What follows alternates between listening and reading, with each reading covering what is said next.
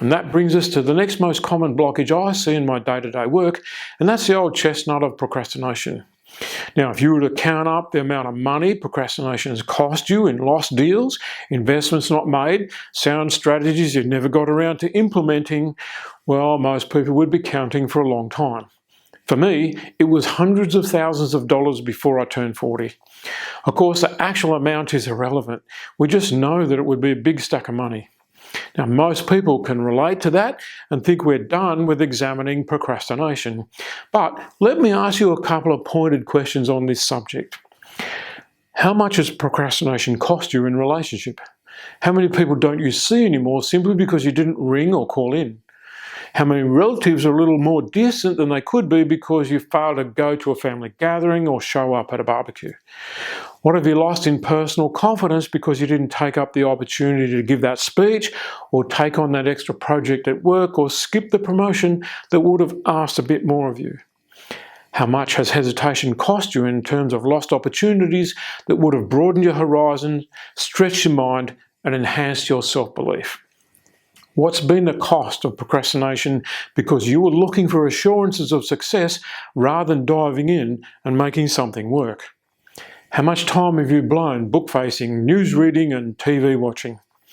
When you look at the impact of procrastination, it'll be hard to find anything that has cost you more and delivered less. Obviously, we have to do something, and we better do something serious.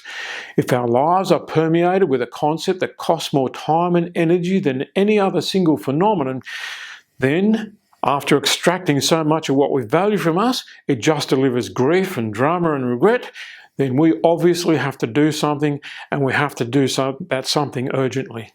Understanding why we procrastinate isn't hard.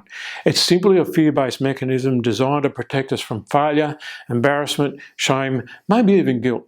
After all, if you don't start the assignment until the night before it's due, well, you know you didn't fail due to being a dumbass. You just failed because you didn't try. Which means in our warped and our kind of distorted minds, we somehow tell ourselves we didn't fail. Not giving the speech is a brilliant way of not getting embarrassed or making a fool of ourselves. We just ignore the blow that our self-esteem takes when we know that actually what we did was we chickened out. Not going somewhere guarantees we don't get lost. If you think about that concept when applied to a map of how to get through life, not aiming at anything certainly prevents getting lost along the way.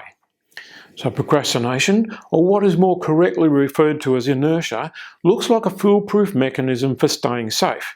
The problem is that safe turns into stale. A safe job loses its appeal after a while, especially when it turns out to be boring as batshit because there's never anything new or challenging. Now, some people kind of like that vanilla existence, but you wouldn't be on this program if you were one of them. You'd have panicked and you'd have run when I suggested big hairy ass goals and turning towards your emotions. So one last thing about procrastination before we start working on how to eliminate it.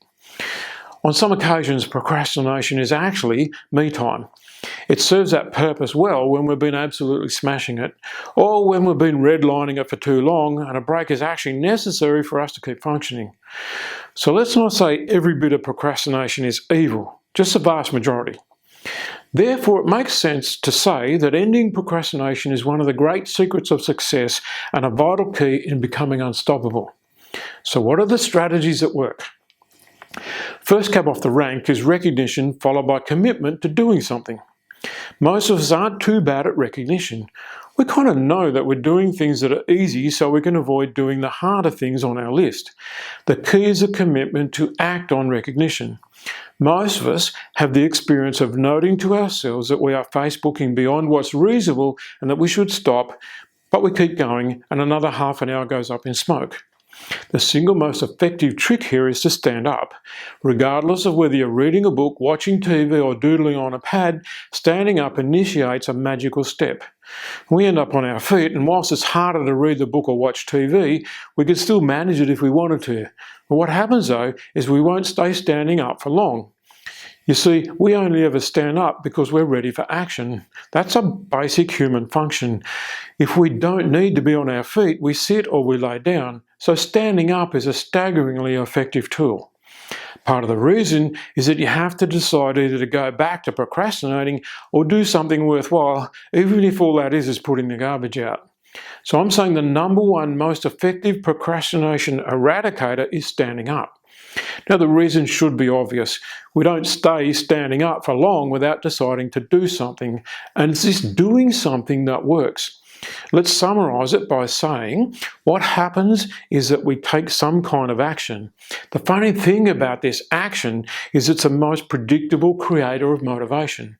Doing something gives us an item to cross off our list. Now there's satisfaction in ticking those tasks off as we go. So when it comes to motivation, I've lost count of the number of people who've offered me their entire life savings if I could motivate them. I've even been called a motivational speaker, which in my language is some kind of an insult. The problem is that we've been trained to seek motivation externally. The idea is we just have to hear the right words, watch the key scene in a movie, cop a bollocking from the coach, or read the right passage in a book, and we'll somehow get all fired up and turn the opposition into toast. The problem is most of us have gone to a motivation session, run out the door with our desire to achieve, set alight like a moon rocket, got into the car park and discovered someone scratched our brand new car. And that's how motivation on an external level works. It goes up and down like an escalator that changes direction when you're not watching. The thing about action is it triggers a release of dopamine. Now this powerful little steroidal hormone is known by brain researchers as the happy drug. Its effect is to move us towards desirable goals and targets. The more we move in that direction, the more dopamine we secrete into our bloodstream, thereby creating a neat little positive reinforced cycle. It's a fascinating subject to talk to people about. Everyone has the experience of doing something that created progress, which increased the desire to do more something, anything that which created more progress, which excited the person into wanting to do more, and so it goes on and on. That's what dopamine does. It creates the opposite of a vicious downward cycle. If you can relate to it, let me say it this way.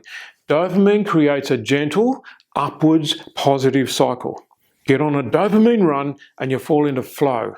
Everything works and you feel like you're walking a golden pathway that someone's clearing before you. Things fall into place and motivation just isn't a question. The presence of dopamine is dramatically reduced by inactivity. Lying about and resting after a big effort can be a very satisfying and relieving, but it's rarely, if ever, causes people to jump up and get a bit more done. That's because the dopamine has been triggered by action, and the lack of action means it isn't about to start showing up in the bloodstream anytime soon. But it's very possible you could be feeling the flatness that comes shortly after an adrenaline surge.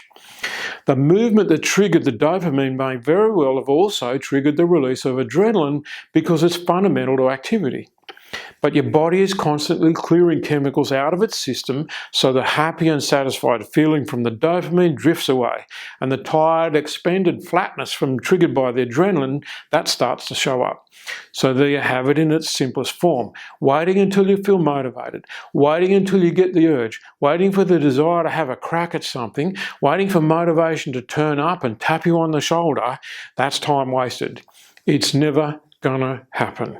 The truth is that the sooner you force yourself to get up and take some action, the sooner you just push the go button, the sooner you do something because you made a promise to yourself, then the sooner you'll start triggering dopamine, and not too long after that, the drug will take over and you're underway. As I've said, we often become unstoppable and smash it out a heap of stuff that was previously impossible. So let me summarize. Action creates motivation, and of course motivation creates more action, and the more action creates motivation, and so on.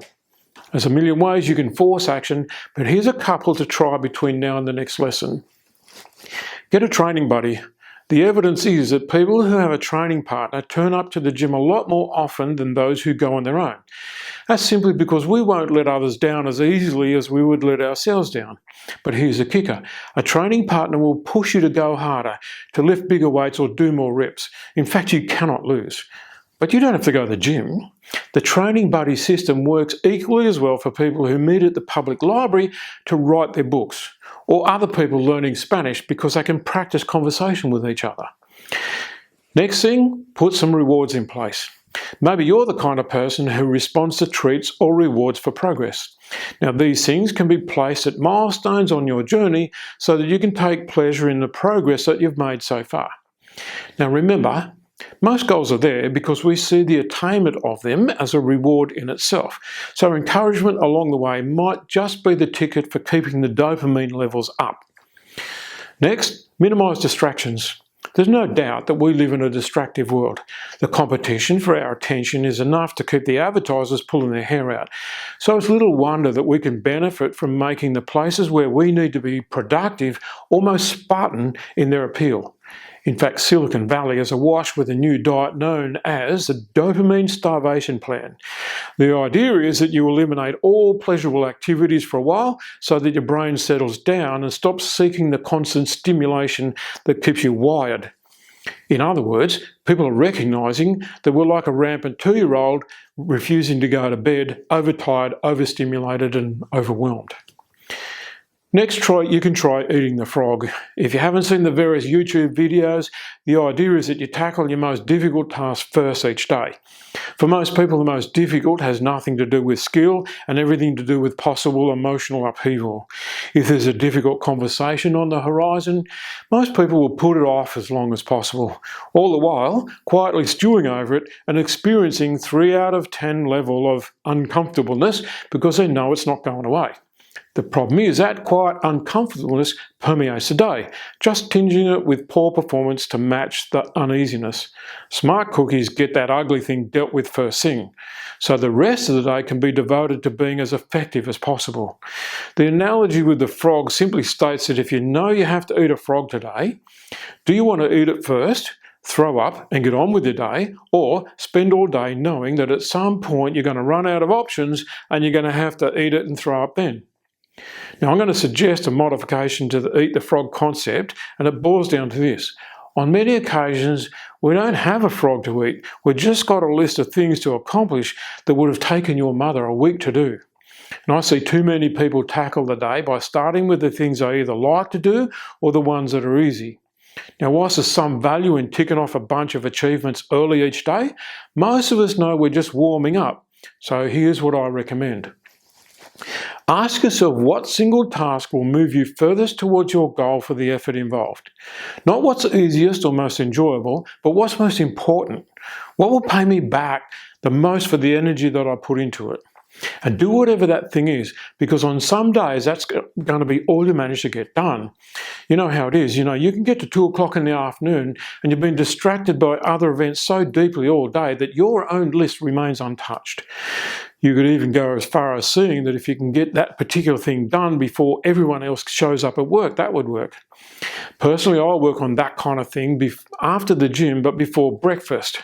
Generally, that means I've got between 7 and 8:30 in the morning to myself to smash out what really matters. It's surprisingly effective. Yes, I know it means being up at 5 or 5:30 a.m, but that's not too hard really if you're prepared to go to bed at 9 or 9:30. You better try that before you say it can't be done. Now, if you're reading between the lines, you'll be right on top of the fact that an old chestnut is lurking below the surface here. Anyone can get up at 5 a.m. for a few days in a row. Rewards are great motivators, but we get used to them and they lose their appeal. You can block out the world in order to get something done and still slip quietly into bookface. We're going to have to address consistency as one of the essential ingredients of success. Now keep that in mind. We're dealing with huge, profound concepts here on the 5 keys to success, but implementing that learning will turn out to be more important than the learning itself.